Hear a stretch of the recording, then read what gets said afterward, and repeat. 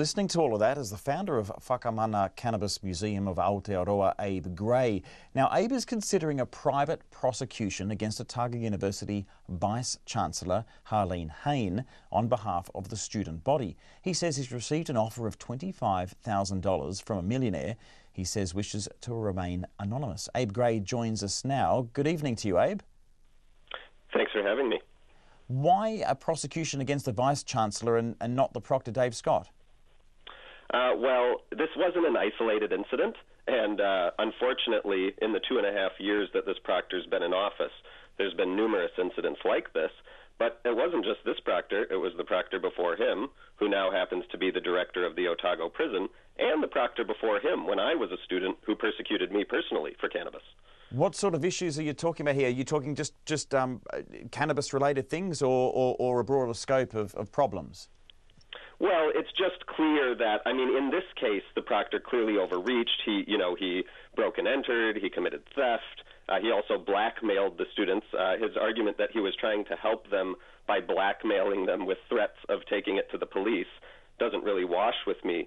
But there's an overall pattern that comes down from the top, from the Vice-Chancellor, that basically says persecute cannabis-using students. New Zealand society has gotten over non-problematic adult cannabis use.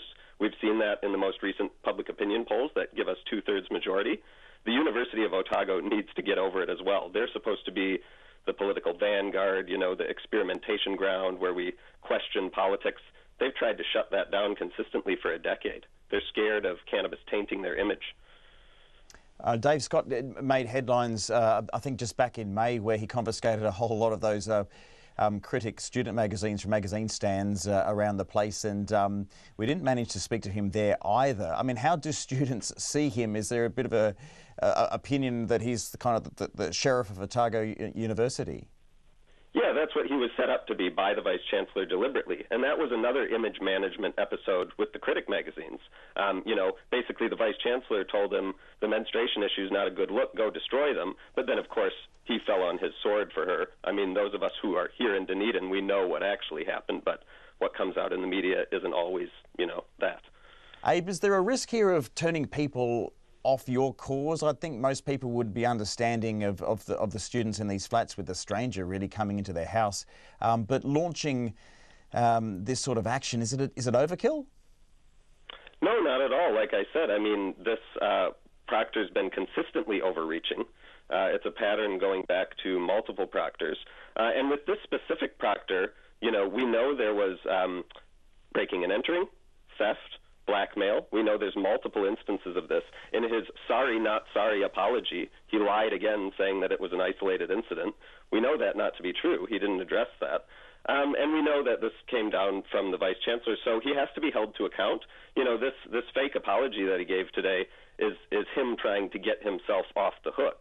It can't just end here. This is a repeated pattern, and for him to say yesterday, he stands by his actions, and the university to say he stands by it, and then only with this intense publicity decide that he should apologize and then not really apologize, it's not genuine. So there needs to be consequences. And unfortunately, because the students in this case, were too intimidated to actually go to the police, that would be one avenue to report the proctor for theft. But they don't feel comfortable doing that for obvious reasons, so a private prosecution see's like the best outcome. Okay, you sound pretty determined to do that. Can you tell us who the donor is of the $25,000? Well, he's a millionaire who doesn't like injustice. I mean, I don't think he wants to be named, but and why is that? Why doesn't he say who he is? If he's all for this, what's the cause of remaining anonymous? Well, because he has, business arrangements with people in Dunedin, and it's all connected to the university. It's an old boys network, He wants to see justice, but he doesn't want to be nepotistically victimized like other people. Okay, we'll leave it there, but thank you for your time, Abe Gray, and we will follow up on any developments there with the University of Otago's proctor. Certainly getting a lot of your attention and feedback tonight.